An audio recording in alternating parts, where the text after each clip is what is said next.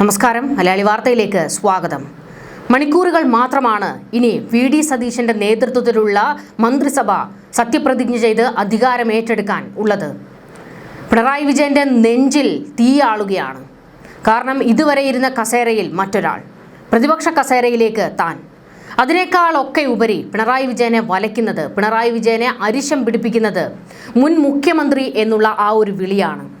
മാധ്യമങ്ങളിലും ചാനലുകളിലും ഒക്കെ ഇനി നിറയാൻ പോകുന്നത് മുൻ മുഖ്യമന്ത്രി പിണറായി വിജയൻ, മുൻ മുഖ്യമന്ത്രി പിണറായി വിജയൻ, അല്ലെങ്കിൽ പ്രതിപക്ഷ നേതാവ് പിണറായി വിജയൻ. പ്രതിപക്ഷ നേതാവ് പിണറായി വിജയൻ, അതായത് ഒരു അധികാരം കിട്ടുന്നതിന് വേണ്ടി തന്നെയാണ് PBയോട് വഴക്കിട്ടും കലഹിച്ചും പാർട്ടിയോട് എതിർത്തും സഖാക്കളെ മുഴുവൻ പൊട്ടന്മാരാക്കിയും വീണ്ടും പ്രതിപക്ഷ നേതാവിൻ്റെ കസേര പിടിച്ചത്. അതായത് മുൻ മുഖ്യമന്ത്രി എന്നുള്ള വിളി കേൾക്കാതിരിക്കാൻ, അതിനുവേണ്ടി മാത്രമാണ് പ്രതിപക്ഷ നേതാവ് എന്ന് കേൾക്കാമല്ലോ, അതിനു വേണ്ടിയിട്ടാണ് ആ കസേര പിടിച്ചത്. പക്ഷേ ആ ഒരു വാക്ക് അത് കേൾക്കാൻ പിണറായിക്ക് ഒട്ടും കഴിയില്ല. അത് താങ്ങാൻ കഴിയാത്ത ഒരു നേതാവാണ് പിണറായി. എപ്പോഴും ഒരു അധികാരത്തിൻ്റെ മേലങ്കി പിണറായിക്ക് വേണം. ചുറ്റും കുറച്ച് പോലീസുകാരും ഒക്കെ ആവശ്യമുള്ള ഒരാളാണ് പിണറായി വിജയൻ. അധികാരം പിണറായി വിജയനെ അത്രത്തോളം ഭ്രമിപ്പിച്ചിട്ടുണ്ട്. അതാണല്ലോ നമ്മൾ ഈ 10 വർഷം കണ്ടത്. വീണ്ടും ഒരു 3.0 നോക്കിയതാണ്, പക്ഷേ കിട്ടിയില്ല. അതായത് അവസാന കാലം വരെയും അധികാര കസേരയിൽ ഇരിക്കുക എന്നുള്ളതായിരുന്നു മോഹം. പക്ഷേ അത് വ്യാമോഹമാണെന്ന് മലയാളികൾ, കേരളം മറുപടി കൊടുത്തു. ഇനി അടുത്ത സർക്കാർ അധികാരമേൽക്കാൻ ഇനി കുറച്ച് മണിക്കൂറുകൾ മാത്രം ബാക്കി. ഇനി ഈ പിണറായി, ഇതുവരെ ഈ 10 വർഷക്കാലം പിണറായി വിജയൻ്റെ ഫാൻസ്, പിണറായി വിജയൻ്റെ കിങ്കരന്മാർ, ശിങ്കിടികൾ, സൈബർ ഗ്രൂപ്പുകൾ, വെട്ടുകിളി കൂട്ടങ്ങൾ മുഖ്യമന്ത്രി പിണറായി വിജയൻ എന്നായിരുന്നു പറഞ്ഞുകൊണ്ടിരുന്നത്. അവർക്കും പ്രതിപക്ഷ നേതാവ് പിണറായി വിജയൻ എന്ന് പറയാൻ അത്ര കണ്ടങ്ങ് സുഖിക്കുന്നില്ല. കാരണം ഉള്ളിൽ നല്ല വേദനയുണ്ട്. പക്ഷേ കാര്യമില്ല, ജനങ്ങൾ നിങ്ങൾക്ക് കൽപ്പിച്ചു തന്ന ഒരു വിധിയുണ്ട്, അതിനെ അംഗീകരിക്കുക എന്നുള്ളതാണ് ഏറ്റവും പ്രധാനപ്പെട്ടത്. ഈ പറയുന്ന മുഖ്യമന്ത്രിയുടെ സത്യപ്രതിജ്ഞാ ചടങ്ങിൽ പിണറായി വിജയനെ പ്രതിപക്ഷ നേതാവിനെ ക്ഷണിച്ചിട്ടുണ്ട്. ആ വേദിയിൽ കയറി നിൽക്കുമ്പോൾ, ആ വേദിയിൽ ഇരിക്കുമ്പോൾ, വി.ഡി. സതീശൻ സത്യപ്രതിജ്ഞ ചെയ്യുമ്പോൾ എന്തൊക്കെയായിരിക്കും പിണറായിയെ അസ്വസ്ഥപ്പെടുത്തുന്നത്? ഏറ്റവും പ്രധാനപ്പെട്ടത്, കേരളത്തിൻ്റെ മുഖ്യമന്ത്രിയായി ഞാൻ സത്യപ്രതിജ്ഞ ചെയ്ത് അധികാരമേൽക്കുന്നു എന്നുള്ള ആ ഒരു വാക്ക് പിണറായി അതിനെ എങ്ങനെ കേൾക്കും എന്നുള്ളതാണ്. കാരണം ഈ ഒരു 10 വർഷക്കാലം ഭരണത്തിൽ അതിൻ്റെ കടിഞ്ഞാൺ, പാർട്ടിയുടെ കടിഞ്ഞാൺ, അങ്ങനെ 2 അധികാര കേന്ദ്രങ്ങളുടെ കടിഞ്ഞാൺ ഒരു കൈയിലായിരുന്നല്ലോ. പക്ഷേ ഇപ്പോഴും ഇനിയിപ്പോൾ പ്രതിപക്ഷത്തിൻ്റെയും പാർട്ടിയുടെയും കടിഞ്ഞാൺ പിണറായിയുടെ കൈകളിലേക്ക് തന്നെ പോകുന്ന കാഴ്ചയാണ് കണ്ടത്. പക്ഷേ എത്രയൊക്കെ പ്രതിപക്ഷ കസേരയിൽ ഇരുന്നാലും, ഇതിനു മുൻപ് ഇരുന്നിട്ടുണ്ടെങ്കിലും, പാർട്ടി സെക്രട്ടറി ആയിട്ട് ഇരുന്നിട്ടുണ്ടെങ്കിലും 10 വർഷം എന്ന് പറയുന്നത് ഒരു നിസ്സാര കാലയളവല്ലല്ലോ. മുഖ്യമന്ത്രിയായിട്ടിരുന്ന ഒരു 10 വർഷം, അതിൽ നിന്ന് പുറത്തേക്ക് പോകുമ്പോൾ ഇനി പ്രതിപക്ഷ നേതാവായി രൂപപ്പെടാൻ ഒരു സമയം പിണറായിക്ക് എടുക്കും. ധാർഷ്ട്യം 10 മടങ്ങ് കൂടും. നിയമസഭയിൽ ഇനി വെല്ലുവിളികളും ചൂണ്ടുവിരലിൽ നിർത്താനുള്ള നീക്കവും ഒക്കെ ഉണ്ടാകും. പക്ഷേ അതിനെയൊന്നും അത്ര കണ്ട് ഭരണപക്ഷം നോക്കി നിൽക്കാനിടയില്ല. പ്രത്യേകിച്ച് വി.ഡി. സതീശൻ പിണറായി വിജയനുമായിട്ട് നല്ല ബന്ധത്തിലുണ്ടായിരുന്ന ഒരാളൊക്കെ ആണെങ്കിൽ തന്നെയും നിയമസഭയിലേക്ക് വരുമ്പോൾ പ്രതിപക്ഷം, ഭരണപക്ഷം എന്നുള്ള ഒരു പക്ഷമുണ്ടല്ലോ, ആ പക്ഷങ്ങളിൽ ഇരിക്കുമ്പോൾ ഇവർ പരസ്പരം കടിച്ചു കീറും, വിമർശനങ്ങൾ ഉന്നയിക്കും, പൊതിരെ തല്ലും, ബഹളം വയ്ക്കും, അതൊക്കെ ഉണ്ടാകും.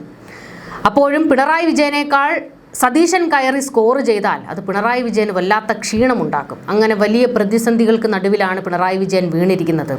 അതിനൊക്കെ അപ്പുറത്ത് ഏറ്റവും വലിയ പ്രശ്നം മാധ്യമങ്ങളിലെ തലക്കെട്ടാണ്. മുൻ മുഖ്യമന്ത്രി, അതാണ് പ്രശ്നം. എന്തായാലും ചില മാധ്യമങ്ങൾ പിണറായിയെ ഒന്ന് ചൊറിയാൻ, തോണ്ടാൻ വേണ്ടി മുൻ മുഖ്യമന്ത്രി പദം ഉപയോഗിക്കാനും സാധ്യതയുണ്ട്. ഞാൻ തന്നെ ഇപ്പോൾ ഒരു 10 തവണയിൽ കൂടുതൽ മുൻ മുഖ്യമന്ത്രി എന്ന് പറഞ്ഞു എന്ന് തോന്നുന്നു. എന്തായാലും ആ ഒരു പേര് പിണറായിക്ക് അത്ര കണ്ടങ്ങോട്ട് ദഹിക്കില്ല.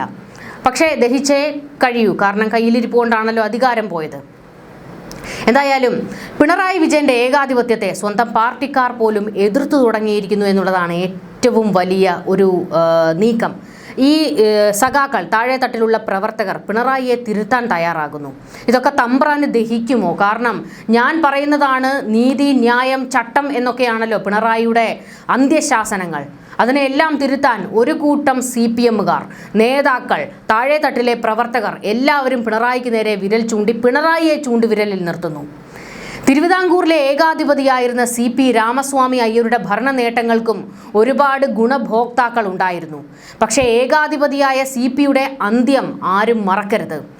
കൊല്ലത്തെ പാർട്ടി യോഗത്തിൽ പിണറായിക്ക് നേരെ ഉയർന്ന ഏറ്റവും പ്രധാനപ്പെട്ട ഒരു വിമർശനം, ഒരു നേതാവ് ഉയർത്തിയ വിമർശനമാണ് ഇത്. ഒന്ന് ഓർത്തു നോക്കുക. പിണറായി വിജയൻ ഈ 10 വർഷക്കാലത്തെ വികസനം അതാണല്ലോ ഉയർത്തിക്കാട്ടിയത്. അത് ശരിയാണ്, ആ വികസനങ്ങളെ കൈയടിക്കുന്നു ജനങ്ങൾ. പക്ഷേ അതിനൊക്കെ അപ്പുറത്തേക്ക് ഏകാധിപത്യത്തെ ഒരു കാലത്തും ജനങ്ങൾ അംഗീകരിക്കില്ല, അതിനെ പൊളിച്ച് തോട്ടിലെറിയും എന്നുള്ള മുന്നറിയിപ്പാണ് നേതാക്കൾ കൊടുത്തിരിക്കുന്നത്. കൊല്ലത്ത് നിന്ന് ഉയർന്ന ആ ഒരു പൊട്ടിത്തെറി ഉണ്ടല്ലോ, അത് ആലപ്പുഴയിലേക്കും പത്തനംതിട്ടയിലേക്കും പടർന്നിരിക്കുകയാണ്.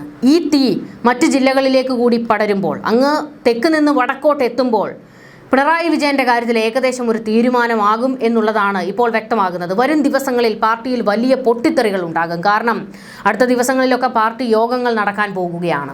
കൊല്ലത്ത് നിന്ന് പിണറായിക്ക് നേരെ വിരൽ ചൂണ്ടിയവർ ഉറപ്പായും ആലപ്പുഴയിലും പത്തനംതിട്ടയിലും തിരുവനന്തപുരത്തും ഒക്കെ വിരൽ ചൂണ്ടും. ഇതിനെല്ലാം പിണറായി എങ്ങനെ നേരിടുമെന്നുള്ളതാണ്.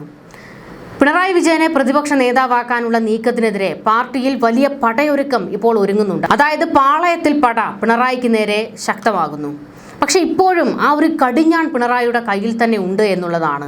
എന്തിനായിരുന്നോ CPM പ്രവർത്തകർ പിണറായിയെ തോൽപ്പിച്ചത്, ഇക്കുറി CPMനെ തോൽപ്പിച്ചത്, അത് പിണറായിയിൽ നിന്ന് പാർട്ടിയെ തിരിച്ചു പിടിക്കുന്നതിനാണ്. പക്ഷെ ഇപ്പോഴും പാർട്ടിയുടെ ആ ഒരു കടിഞ്ഞാൺ പിണറായിയിലേക്ക് എങ്ങനെ പോകുന്നു? എന്തുകൊണ്ട് പിണറായിയെ എതിർക്കാൻ ഇപ്പോഴും ഈ മുതിർന്ന നേതാക്കൾ ശക്തമായ നിലപാട് സ്വീകരിക്കുന്നില്ല? അതൊക്കെ ഒരു ചോദ്യമാണ്. എന്തിനാണ് ഈ മുതിർന്ന നേതാക്കൾ പിണറായിയെ ഇത്ര കണ്ട് ഭയക്കുന്നത്?